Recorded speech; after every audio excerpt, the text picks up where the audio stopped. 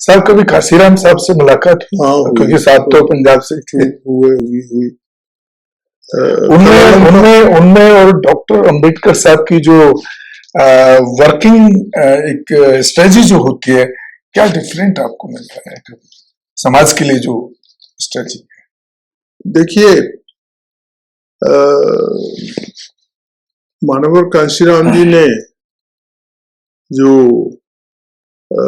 एक स्टैंड लिया, आज जो मैंने वहां कहा था कि अगर दीना माना नहीं होते तो मानवर कांशीराम नहीं बनते, जो हमें भूलना नहीं चाहिए।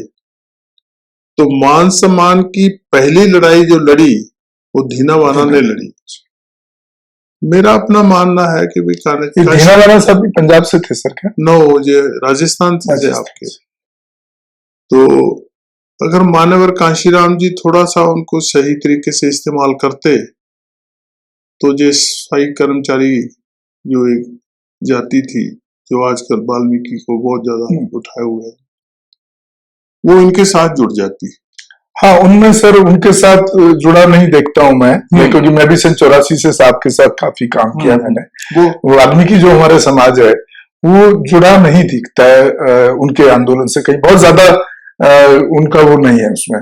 हाँ, वो उन्होंने बाबा साहब सर इसका ये भी तो हो सकता है कि क्योंकि रामायण को वाल्मीकि ने लिखा, तो कहीं ऐसे एक ये भी तो तथ्य हो सकता है मे बी कि वो राम भगवान को छोड़ना नहीं चाहते।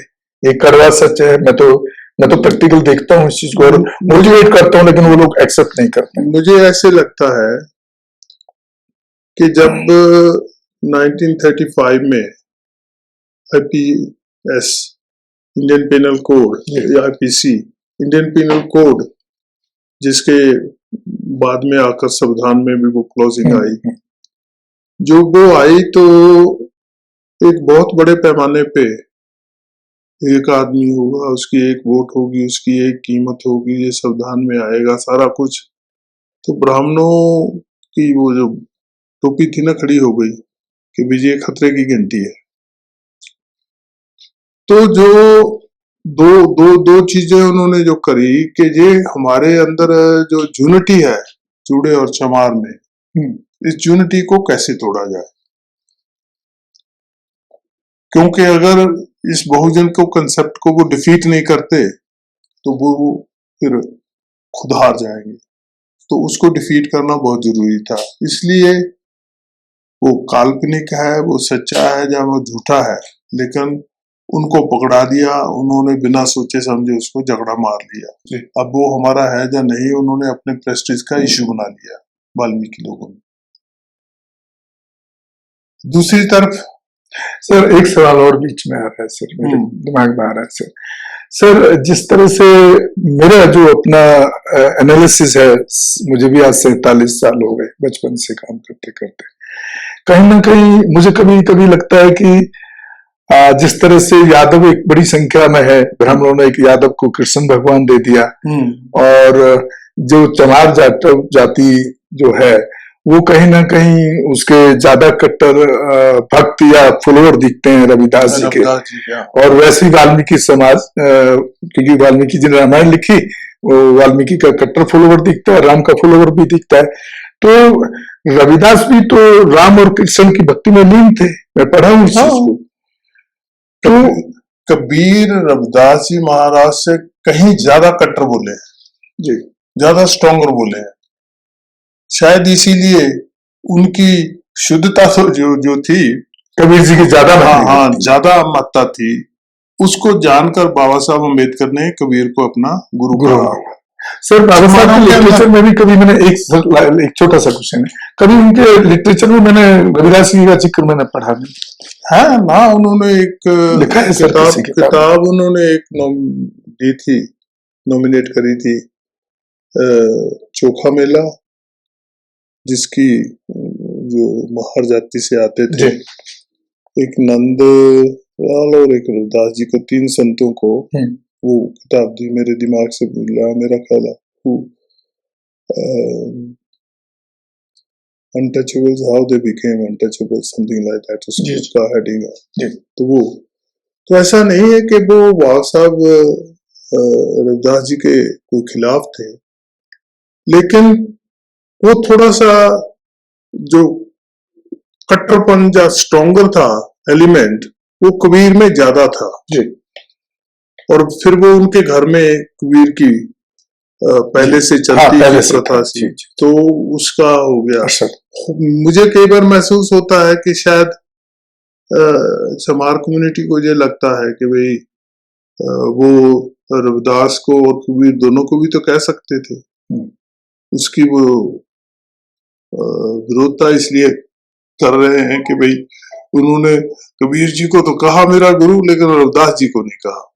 ये हो सकता है, मैं कहता नहीं कि ऐसे हुआ होगा। नहीं, लेकिन सर एक डिफरेंशिएट तो है ही ना, वो तो नजर आता है कि रविदास रविदास जी जो है वो हिंदू भक्ति में तो लीन थे बिल्कुल। और बाबा साहब उसके हमेशा अगेंस्ट रहे और वो 1956 में धर्म की दीक्षा लेने से नहीं, उससे पहले से ही वो तो हिंदू धर्म के तो खिलाफ, हिंदू धर्म के खिलाफ तो थे। वो तो बुद्ध धर्म को बहुत देर पहले ही अपना लेते, लेकिन वो इसलिए उन्होंने छोड़ा कि भाई अगर मैंने बुद्ध धर्म को अपनाया तो इनको ये ब्राह्मण गुमराह करके इधर उधर बिखेर देंगे। इससे पहले मैं इनके लिए शिक्षा के दरवाजे प्रॉपर्ली खोल दूं और इनको ह्यूमन राइट्स ऐसे दे दूं को जो इनके ऊपर बिखराव के ना कम हो जाए, इनका बिखराव जो है वो कम हो जाए, इसलिए कॉन्स्टिट्यूशन के अंदर सारी हाँ सारी डाल के फिर बाबा साहब ने ध्यान दिया कि अब इनको इकट्ठा करने के लिए मुझे एक ऐसा धर्म देना पड़ेगा ताकि ये भिन्न भिन्न जातियों में बटा हुआ समाज एक समाज हो जाए। बाबा साहब अम्बेडकर ने बुद्ध धर्म को बुद्धम शरणम गच्छामि गाने के लिए नहीं दिया, एक पावरफुल समाज बनाने के लिए, एक पावरफुल शक्ति तैयार करने के लिए बाबा साहब ने वो धर्म दिया। अगर उस शक्ति में हम बन जाते, उस शक्ति में ढल जाते, तो ब्राह्मण हमारे पास भी नहीं हो सकते। तो सर आपको नहीं लगता कि जो बहुजन समाज है आज भी वो बुद्धिज्म की तरफ जाता है बहुत बड़ी संख्या में, तो नहीं दिखता है, तो कहीं ना कहीं गलती कर रहा है? नहीं, बुद्ध धर्म की तरफ वो अल्टीमेटली रास्ता वो ही है, रास्ता तो वही है। यू टेक माई वर्ड्स जी।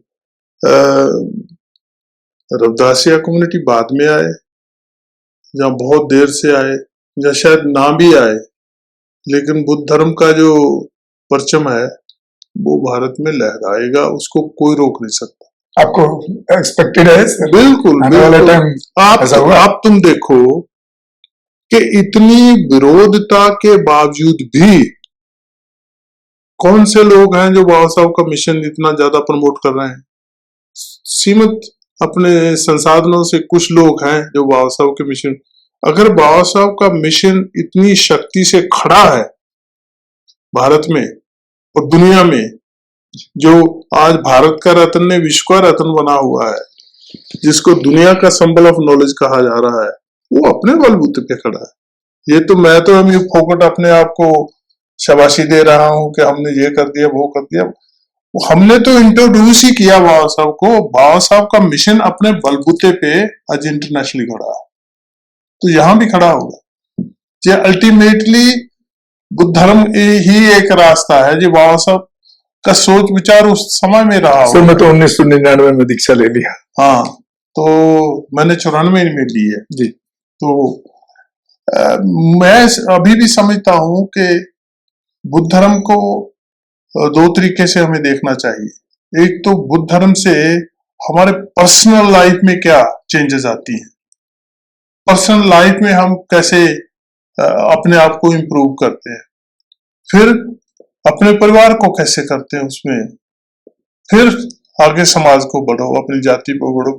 तो सबसे पहली लड़ाई जो है बुद्ध धर्म की, वो हर इंसान से अपने आप से चालू होती है। सर बाबा साहब का कोई ऐसा कोट जिससे आप बहुत ज्यादा प्रभावित हुए आज तक? कोट तो उनके बहुत सारे हैं। मैं सभी कोट्स को उतनी ही शक्ति देता हूँ। हमारे लोग जो कहते रहते हैं कि बाबा साहब ने कहा था कि पढ़ो लिखो संघर्ष करो, ये उनकी कोट जो है ना वो बहुत बड़े पैमाने पे, लेकिन बाबा साहब ने जब ये कहा था कि एजुकेट, एजुकेट का मतलब ये नहीं था कि तुम अच्छी शिक्षा लो, एक अच्छी जॉब ले लो। सिर्फ डिग्री हाँ, सिर्फ डिग्री हाँ। तक नहीं था। उनका मतलब ये था कि जिनको ये अपॉर्चुनिटी नहीं मिली कॉलेज जाने की, स्कूल जाने की, उनको एजुकेट करो ताकि वो आपकी ताकत बन जाए। वो काम हमने नहीं किया। हमने अपने लिए तो एजुकेशन ले ली, अच्छी पोस्ट भी ले ली, अच्छे घर भी बना लिए, लेकिन समाज आज भी झुंगी झोपड़ी में पड़ा है, उसकी तरफ हमने नहीं उसकी जाना। तरफ हम सर, आपका ये बच्चा अपने फिल्म लाइन का पूरा फ्री ऑफ कॉस्ट ट्रेनिंग देता है दिल्ली के अंदर, और बहुत बढ़िया है, बहुत बढ़िया। अकोमोडेशन भी अपनी तरफ से दिल्ली में फ्री ऑफ कॉस्ट प्रोवाइड अच्छा, बहुत बढ़िया, बहुत बढ़िया। मुझे बड़ी खुशी हुई इस बात की। मैं सर, कोई आपका चैनल के माध्यम से अपने बहुजन समाज के, क्योंकि हमारा तो व्यूअर्स ही वही है कि ब्राह्मणवादी मनवादी तो हमारा चैनल देखता ही नहीं है, कोई देखिए दो चीजें, कुछ संदेश ऐसा देना चाहेंगे दो जिससे चीजें ध्यान रखो, लोग बदल पाए। हमें थोड़े से अपने स्लोगन भी चेंज करने की जरूरत है। हम कहते हैं कि भाई हम बाबा साहब के सपनों का भारत बनाएंगे, वो तो बन चुका। 1950 में जब संविधान लागू हुआ तो वो तो बाबा साहब के सपनों का तो हो गया।